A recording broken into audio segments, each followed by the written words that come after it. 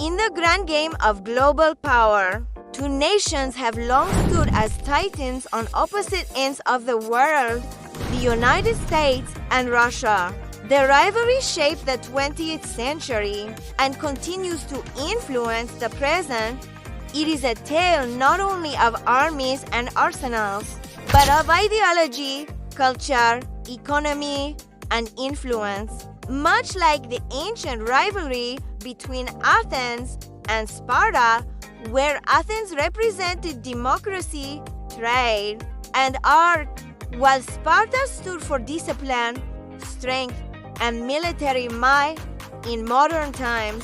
The United States plays the role of Athens, rich in technology, global alliances, and cultural dominance, while Russia mirrors Sparta, hardened by history, shaped by survival, and defined by strategic depth and military tradition. After World War II, these two nations emerged as superpowers.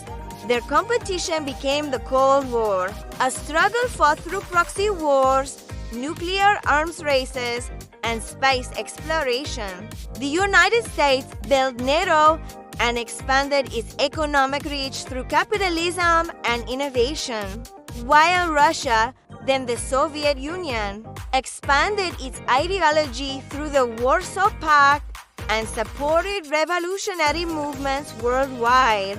Both nations developed massive nuclear stockpiles, enough to destroy the planet many times over, and the world lived under the threat of mutually assured destruction.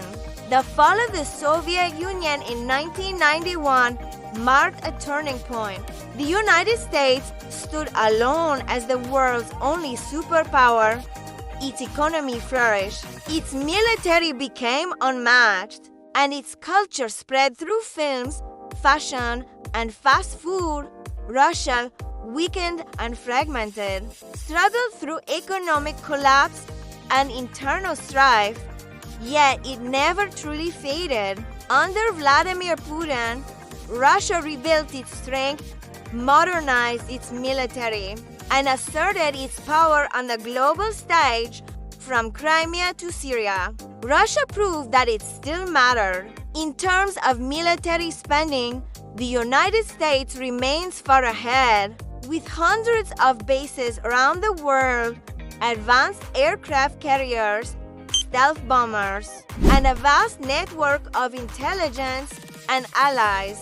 Russia, while spending far less, focuses on strategic capabilities, cyber warfare, hypersonic missiles, and regional influence, especially in Eastern Europe and Central Asia. Its tactics are different but effective, favoring sharp, sudden moves over broad, costly engagements.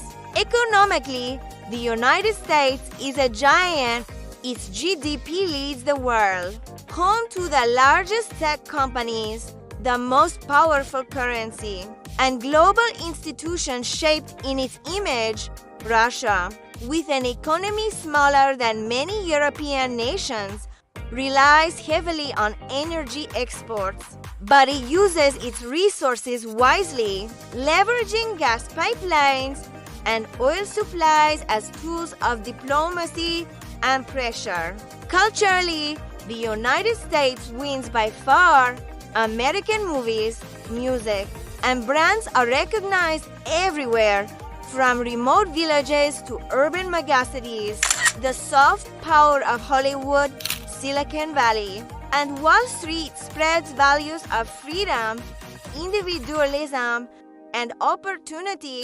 Russia, while rich in literature, science, and classical arts, wields far less influence in the modern cultural battlefield. However, power is not just in numbers or dollars, it is also in resilience, strategy, and perception. Russia, with its deep sense of history and survival, continues to challenge the West, using hybrid warfare, information campaigns, and alliances with China, Iran, and others to balance against American dominance. It fights with lust, but hits where it counts. So who is the real superpower? The answer lies in perspective. The United States is still the dominant force globally, unmatched in wealth, reach, and influence. But Russia, though not equal in size or economy, is a master of asymmetric power.